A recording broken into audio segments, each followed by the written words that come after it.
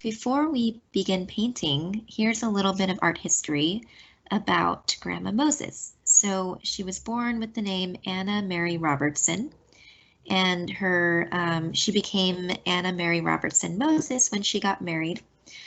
She was born in 1860 and she passed away in 1961, which means that she lived a really, really long life.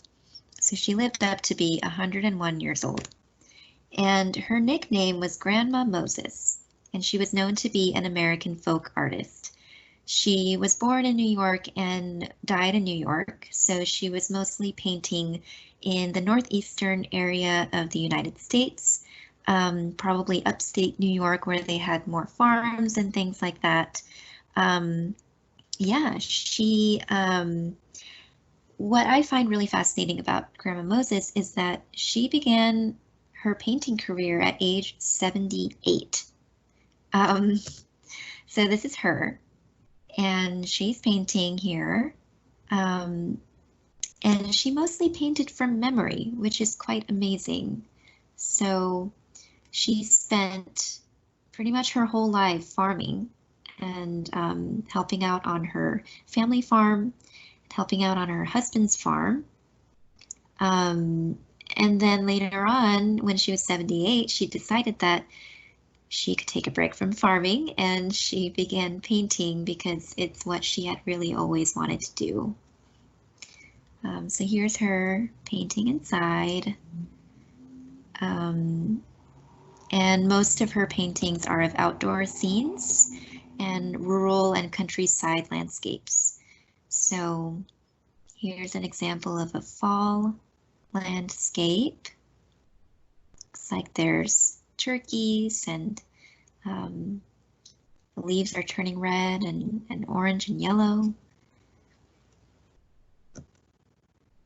Here's an example of a spring or summer scene.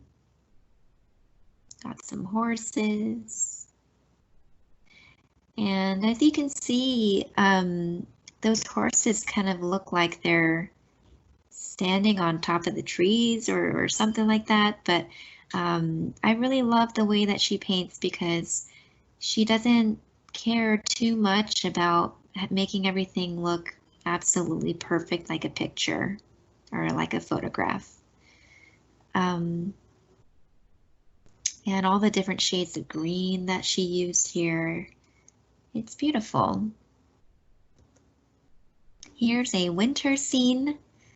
The snow and the sleds. Looks like a lot of fun. And she did a lot of detail work, but she also just made things look a little bit blurry too, which is great. And it looks fantastic the way that it is. Oh, here's one of my favorite ones. This is of like a birthday party. There's like a huge cake on the table and there's balloons and people swinging and jump rope, and it looks very festive. There's lakes and ponds in the background with beautiful trees, people eating watermelon. So it's really, really beautiful and charming the way that she painted these lively scenes and landscapes. And here's just another one. This is the last one I'm going to show, but it's just another example of another scene. And look at the detail on that house or the hotel, it looks like. I'm not sure. And then we've got some stables and horses and carriages. The detail on the cost or the uniforms as well are quite exquisite. And yeah, her scenes were just so lively. There's life all around. And, there's so much to look at, so much to observe. And so now we're going to start painting, and as I mentioned before, it's going to be very, very simplified. You know, if you want to challenge yourself to create something as detailed as Grandma Moses did, please go ahead and do that, and I would love to see your work. But for time's sake, we're just going to make it very, very simple and friendly for all ages, and it's going to be a lot of fun. Another thing to note about Grandma Moses that I forgot to mention is that when she first started, her paintings were being sold for $3 to $5, depending on their size. Later on, when she became a little more famous, they were going for $8,000 to $10,000. And I think now her most expensive work is over $1 million. So, I mean, she started at 78.